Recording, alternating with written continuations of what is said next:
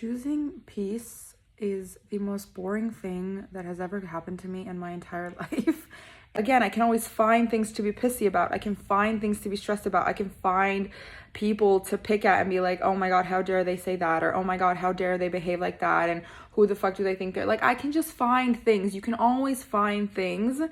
But in my head, I'm almost like, I don't care enough to find things. Like, none of these things actually matter.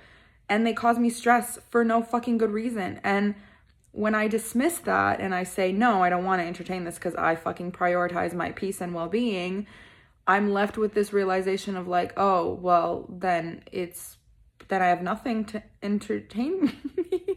So fucking... And it's so interesting when I'm like bored, like in my like life, right? Because it's so just sort of at this moment repetitive and routine and I have things going.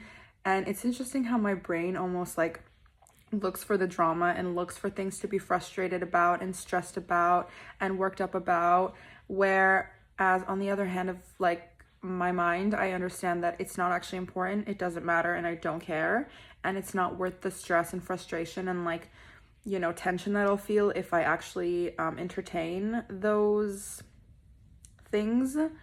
And it's such an interesting dichotomy, because on one end I'm kind of like looking for something to spike dopamine or like just a little bit of a thrill, and at this moment when things are a little bit like more repetitive and quiet and like still in my life, it's sort of the more negative things that I can find to rely on and to give me that non-boredom. But at the end of the day, I'm also like, this doesn't actually like matter to me. I don't care to stress about a coworker or something going on at work or something going on with like where I'm living or something going on with something that happened 3 years ago. Like, I'm just like, oh, it's just so much energy to even try and care when I don't actually care. But it's like, it's the only thing that can actually give me entertainment.